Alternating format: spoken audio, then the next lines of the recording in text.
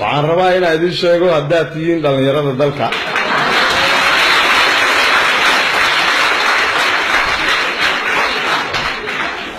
inaad gaarteen hadaf la yiraahdo inaad dhisataan dalkiina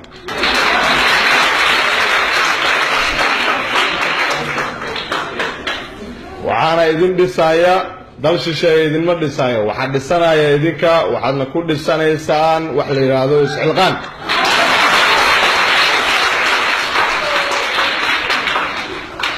waxaad haysataan madaxweyne maxamed cabdullaahi farmaajo oo runtii ah madaxweynaha jamhuuriyadda iyo anigoo ah ra-iisul wasaare xasan cali kheyre oo idinkala shaqaynayo wixii horumar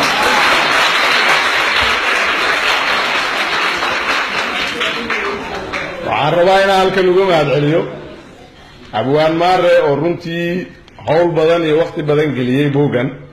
uga hadlayo milkiyadda dalka inay leeyihiin dhallinyaro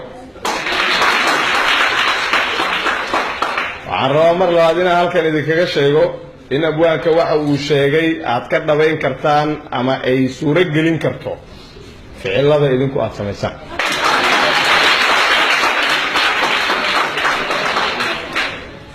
dalkeennu maanta uma baahna wax la yiraahdo dib u socod ama isqabqabsi waa inaan gacmaha isqabsanaa oo dawlad dhisanaa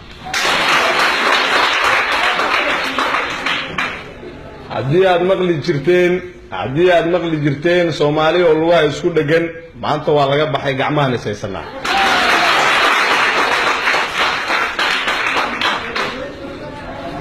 waxaan rabaa inaan idin sheego mar labaad iyo mar saddexaad waxaan ku faraxsanahay inaan idin hortaaganahay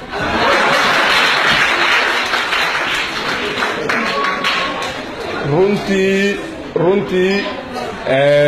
anigu ka xasan ahaan waxaan idin sheegayaa markii ugu horreysay waxaan ku dhashay aniga burbur iyo dawlad la'aan waa markii ugu horreysay aan arko dad ummada intay isu yimaadaan goobihii danta guud ee ka dhaxeeyay wada dhisanaya heesihii gubaabada ee qiimaha badnaa ee qaranku lahaan ay u baxayaan runtii dareenkaygu way bedeshay waxaan idin sheegayaa mar kasta inaan garabkiina nahay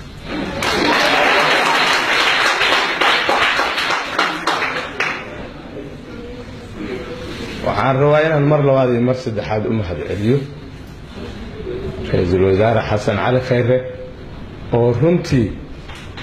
anigu shakhsiyan aanan is arag laakiin aan ku faraxsanahay waxqabadkiisa waxaa dhacday goobo badan oon anigu joogo ay ka mid yihiin goobaha dhallinyaradu ay isugu timaado